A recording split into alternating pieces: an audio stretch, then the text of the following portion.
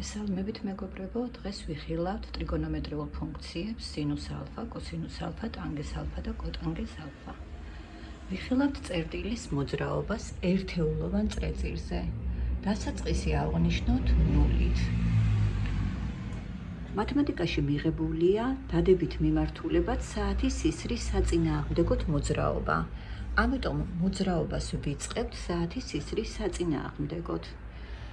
როგორც უკვე ხვდებით, 0 გრადუსიდან 90 გრადუსით მობრუნების შემდეგ წერტილი აღმოჩნდება გადაკვეთის წერტილში OY ღერთთან, სადაც ჩვენ გვექნება 90 გრადუსიანი კუთხე.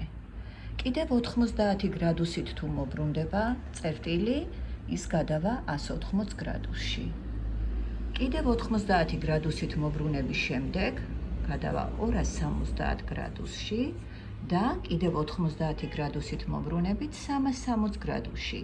ანუ 0 გრადუსი და 360 გრადუსი ერთი და იგივე კუთხის ზომაა. რადიანებში გადაყვანა აუცილებელი იქნება ტრიგონომეტრიული ფუნქციების შესასწავლად, ამიტომ მოდი თავიდანვე შევისწავლოთ რა არის რადიანი. რადიანი, ერთი რადიანი დაახლოებით ეს არის 57 გრადუსი, ანუ დაახლოებით 60, ამიტომ π რადიანად მიღებულია, π მოგეხსენებათ რომ არის 3.14, π რადიანად ამიტომ მიღებულია 180 გრადუსი. ამის გამო, თუ ჩვენ გვინდა გრადუსული ზომა გადავიყვანოთ, ნებისმიერი გრადუსული ზომა გადავიყვანოთ რადიანებში, ჩვენ უნდა მოცემული გრადუსი, მაგალითად 90 გრადუსი, გავამრავლოთ π შეფარდებული 180-თან. 90-ის და 180-ის შეკვეცის შემდეგ ჩვენ ვიღებთ π მეორეც. ესე იგი, რადიანული ფორმა კუთხის საზომია ასევე როგორც გრადუსული ფორმა და 90 გრადუსი ამ შემთხვევაში არის იგივე π ნახევარი.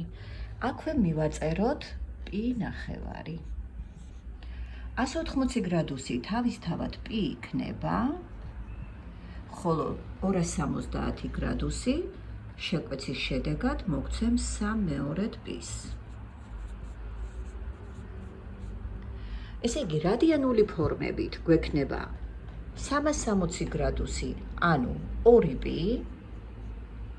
π ნახევარი, ანუ 90 გრადუსი, 180 გრადუსი π, ხოლო 270 გრადუსი 3/2 π.